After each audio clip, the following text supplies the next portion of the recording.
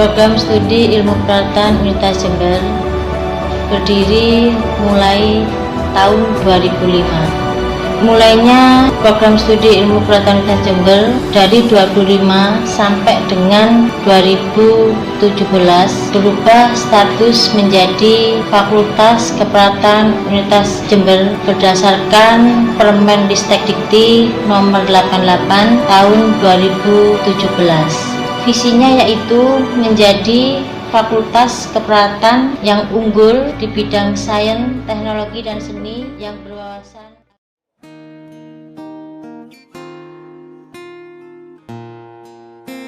Warahmatullahi wabarakatuh. Perkenalkan, nama saya Thaifatun Nurjana, mahasiswi profesi Angkatan 26 Fakultas Keperawatan Universitas Jember.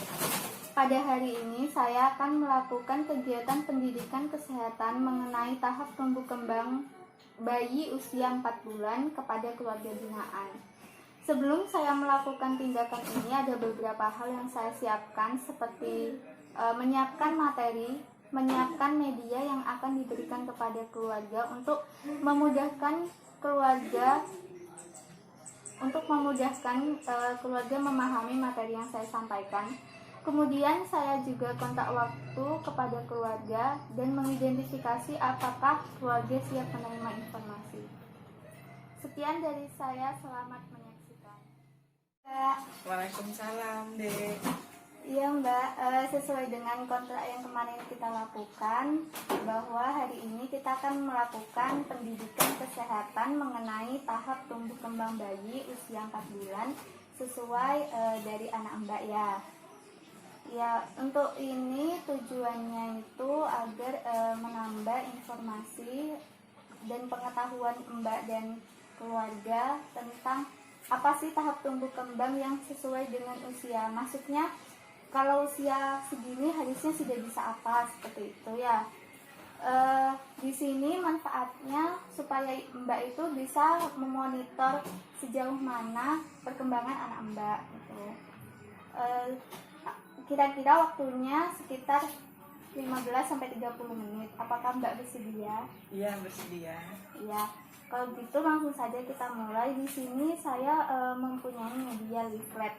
Jadi di sini Mbak sudah saya rangkumkan mengenai materi hari ini. Yang saya akan membantu menjelaskan ya. Baik, saya mulai ya. Yang pertama itu kita akan membahas tahap tumbuh kembang nih. Jadi apa sih tahap tumbuh kembang itu? Jadi di sini dapat dilihat kalau pertumbuhan itu sesuatu yang dapat kita ukur, dapat kita lihat gitu. Bahasanya itu kuantitatif seperti itu. Jadi misalnya itu kayak ada penambahan jumlah sel, penambahan massa otot. Contoh gampangnya itu kita yang bisa kita lihat itu anak kita berat badannya bertambah, tinggi badannya juga bertambah seperti itu. Nah, selanjutnya kalau misalkan perkembangan itu sesuatu yang biasanya berhubungan dengan kemampuan yang tidak bisa diukur, tapi lebih ke kreativitas anak.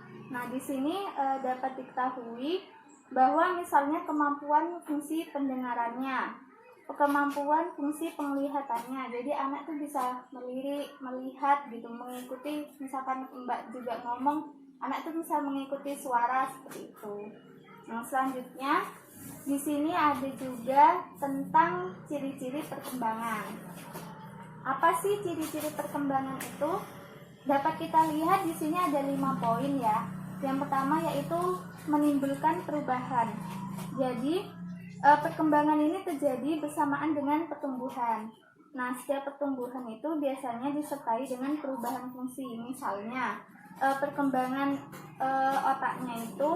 perkembangan otak seorang anak itu menyertai pertumbuhan otak dan serabut saraf. Jadi, otaknya anak kita tuh lebih selnya tuh lebih kompleks seperti itu. Nah, yang kedua itu perkembangan dan pertumbuhan pada tahap awal ini menentukan perkembangan selanjutnya. Nah, biasanya pada anak usia dini yang kita harus memonitor perkembangannya. Kenapa? Karena semakin kita mengetahui bahwa ada gangguan seperti itu nanti kita harus melakukan intervensi atau memperbaiki. Bila anak kita tuh mengalami gangguan perkembangan, kita harus segera memperbaiki supaya dia itu tidak terjadi gangguan selanjutnya. Jadi masa terbaiknya itu di bawah usia 5 tahun. Jadi tahap tumbuh kembang anak bayi ini sangat penting gitu. Nah, yang selanjutnya, yang ketiga itu di sini ada perkembangan dan pertumbuhannya mempunyai kecepatan yang berbeda. Nah, yang keempat ada perkembangan berkolerasi dengan pertumbuhan. Dan yang kelima ini perkembangan tuh mempunyai pola yang tetap. Maksudnya perkembangan fungsi organ tubuh ini terjadi menurut dua hukum yang tetap. Jadi perkembangan terjadi lebih dulu di daerah kepala, kemudian perkembangan terjadi di daerah gerak kasar atau motorik kasar seperti pergerakannya seperti itu. Nah, untuk anak mbak kan sekarang usianya 4 bulan gitu ya. Nah, itu biasanya di sini kita dapat melihat itu dengan menggunakan yang gampang itu menggunakan suatu alat yang namanya density 2. Nah, density 2 itu bentuknya seperti ini.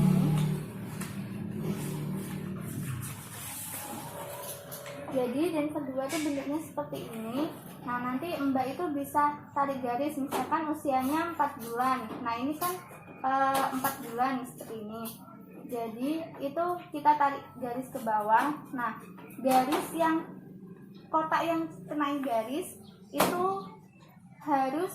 seharusnya anak kita sudah mengalami perkembangan ini. Nah, kalau yang di sebelah kiri itu sudah mengalami, yang garis harus sekarang, yang kanan itu untuk usia selanjutnya seperti itu. Jadi dapat kita lihat ya, menurut di sini ada 4 kategori. Yang pertama yaitu pesona sosial, ada adaptif, motorik halus, terus kemudian ada bahasa dan motorik kasar. Di sini juga sudah saya rangkumkan bahwa pada perkembangan bayi usia 4 bulan seperti anaknya Mbak ini, biasanya anak itu sudah pesona sosialnya tuh ada beberapa perkembangan seperti mampu menatap muka, membalas senyum, terus tersenyum sendiri, mengamati tangan, seperti itu. Kalau yang motorik halusnya biasanya bisa memegang mainan icik-icik seperti itu, terus bisa memutar badannya 180 derajat seperti itu. Kalau bahasa tuh biasanya bisa mulai mengoceh, berteriak, kemudian menoleh ke bunyi asal suara, misalkan mainan icik-icik tadi. Lalu kalau motorik kasarnya tuh biasanya sudah mampu mengangkat kepala, terus kemudian duduk dengan kepala tegak dan mampu menumpu badan pada kaki. Nah, dari keempat ini yang ingin saya tanyakan sekarang, apakah anak Mbak itu sudah mengalami ciri-ciri perkembangan seperti ini? Iya, sudah semua. Nah, kalau sudah berarti tahap perkembangan anak Mbak saat ini itu sudah sesuai dengan usianya. Selanjutnya tahap tumbuh kembang ini juga biasanya tuh banyak anak-anak itu kalau tidak dimonitor tahap tumbuh kembangnya ditakutkan dia mengalami gangguan perkembangan. Jadi di sini saya sudah tuliskan ada beberapa macam gangguan tumbuh kembang yang biasanya tuh ditemukan pada anak.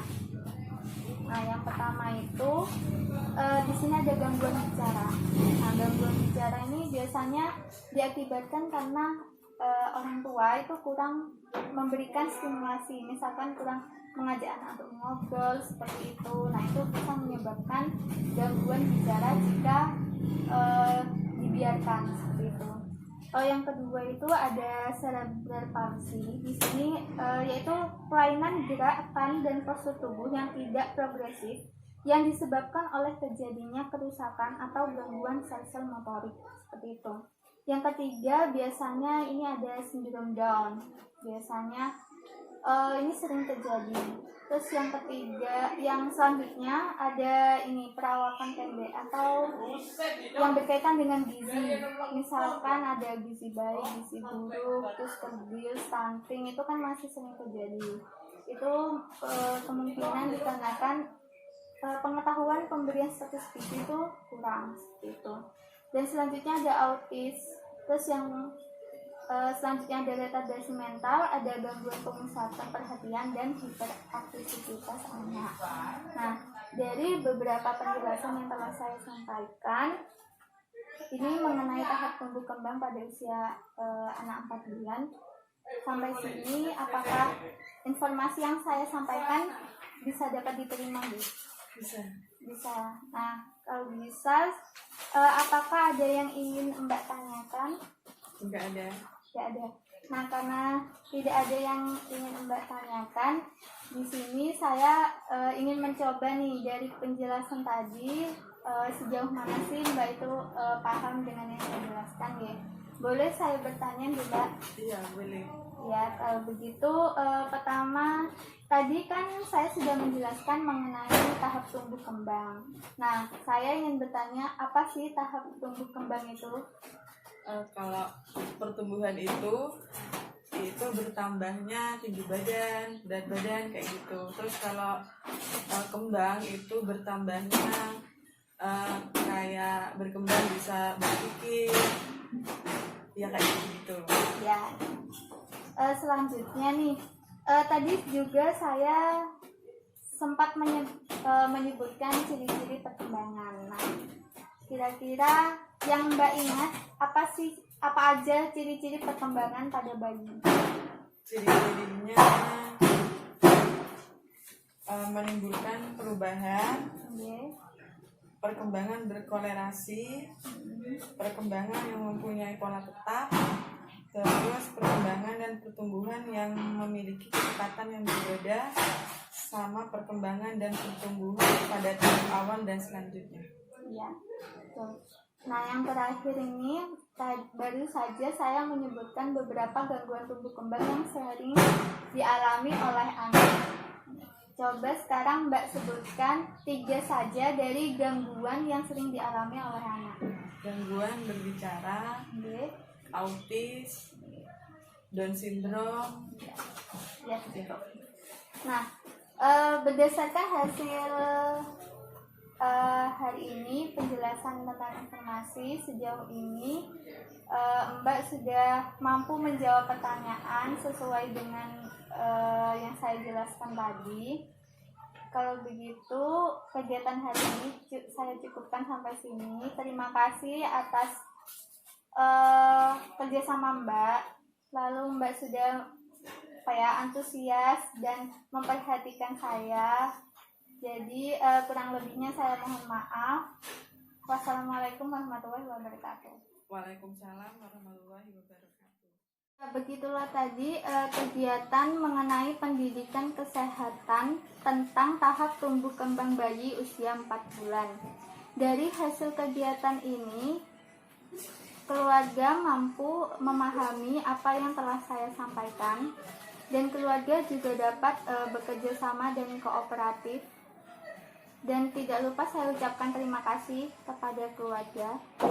Semoga video ini bermanfaat. Wassalamualaikum warahmatullahi wabarakatuh.